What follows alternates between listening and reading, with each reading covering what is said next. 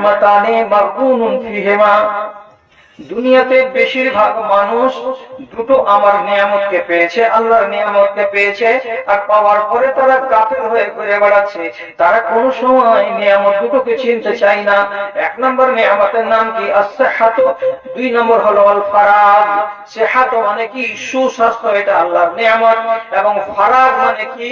এখন আমি খুশহাল আছি, আমার কোনো ব্যস্ততা নাই, আমি এখন সচ্ছল আছি, আমি ফ্রি আছি, আমি মুক্ত আছি। আর একদিন এমন হয়ে যেতে পারে আমি ফ্রি হয়ে থাকবো না, আমি লাগাম লাগা হয়ে যাব, আমি কয়েদে বাঁধা পড়ে যাব, আমার শরীরে ঝিনঝির লেগে যাবে। তো মানুষ নিজের স্বাস্থ্যকে নিয়ে বেখেয়াল হয়ে আছে, স্বাস্থ্যকে নিয়ে ভাবে না। আর কাকে নিয়ে? এই যে ফুরসত সময় আছে, ফুরসত সময়টাকে কাজে লাগাই না, বেখেয়াল হয়ে ডুবে আছে। বান্দারে মনে রেখো, এই সুস্বাস্থ্য তোমার চিরদিন থাকবে না। আর তোমার হাতে যতগুলো ফুরসত আছে, এই ফুরসত গুলো চিরদিন থাকবে না। একদিন তুমি শুধু হাই হাই হাই হাই করবে। যেমন আজকে নামাজ পড়নি, বসে আছে কিসের আশায়? বয়স হবে তার আশায়। এখন তো ফুরসত ছিল, ফুরসত ছিল, কিন্তু ফুরসতকে কাজে লাগালে না। সেদিন তখন তুমি কি বলবে? শরীর আজকে চলে না, ঝাড়ে উঠতে পারি না, উঁচু করতে পারি না, মাথা টন টন করছে, পায়ে হাঁটুতে বল পাই না, কিন কিন কিন কিন করছে, বসতে পারি না, সাজা দিতে পারি না। তখন আপনি তাকাবেন কোন দিকে? তো অতীতের দিকে। যখন আমার শরীর ভালো ছিল তখন তো আমার হাতে ফুরসত ছিল, হে, তখন ফুরসতকে কাজে লাগাইনি।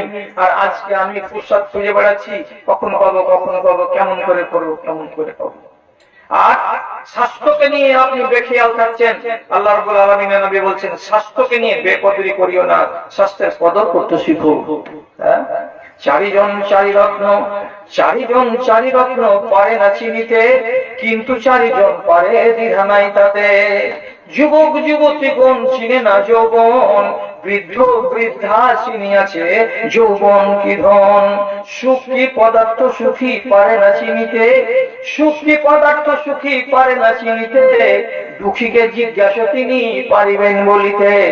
আরামে যে থাকে সেই চিনে না আরাম, আরামে যে থাকে সে চিনে না আরাম, অবশ্য চিনেছে রুগী কি রত্ন আরাম। সুখে আছেন বুঝতে পারেন না, হসপিটালের বেডে একবার দেখেন পড়ে। আমার এক রিশতেদার অসুখ হয়ে গেছে, বোম্বাইয়ের টাটা হসপিটালে ভর্তি।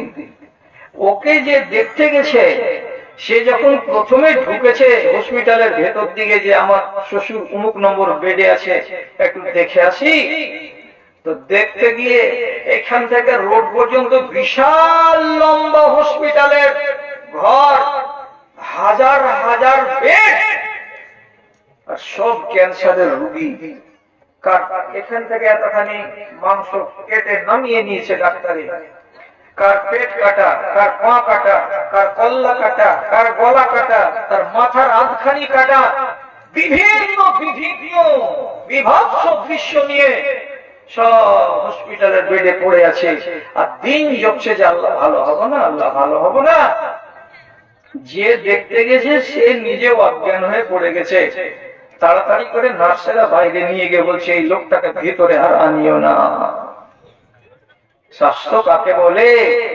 একবার হসপিটালে যে দেখেন গা, নিজের স্বাস্থ্যের কদর বুঝতে পারবেন। আর অসুখ কাকে বলে? তাহলে বুঝতে পারবেন যে হ্যাঁ, এই জিনিসটার নাম অসুখ। এই জন্য মানুষকে অসুখ ব্যক্তিকে দেখতে যেতে হয়।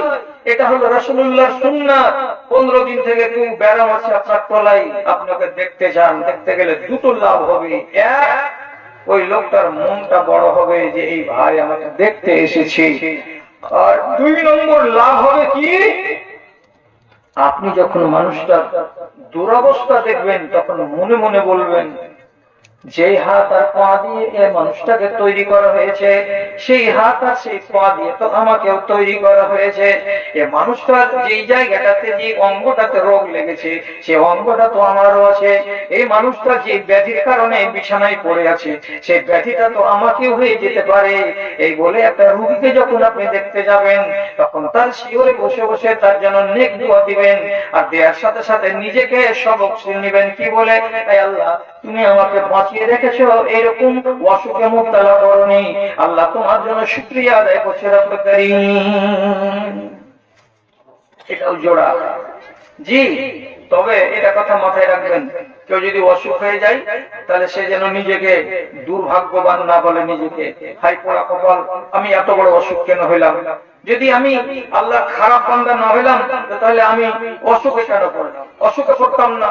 তো যদি কোনো মানুষ অসুখে পড়ে যায় বা আপনারা কেউ পড়ে যান, তাহলে আপনি আমার কথাটাকে ঠান্ডা মাথাতে বুঝুন, এটাকে আল্লাহর নিয়ামত মনে করবেন, এটাকে জহমত মনে করবেন না,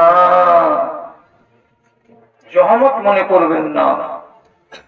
আমাকে যে এত বড় রোগ হয়ে গেছে, জি আমার কিডনি যে ফেলছি, একটা কিডনিতে আমি কষ্ট করে বাড়িতে পড়ে থাকবো কতদিন, এটা আল্লাহর গজব নয়? জি না, এটা গজব নয়।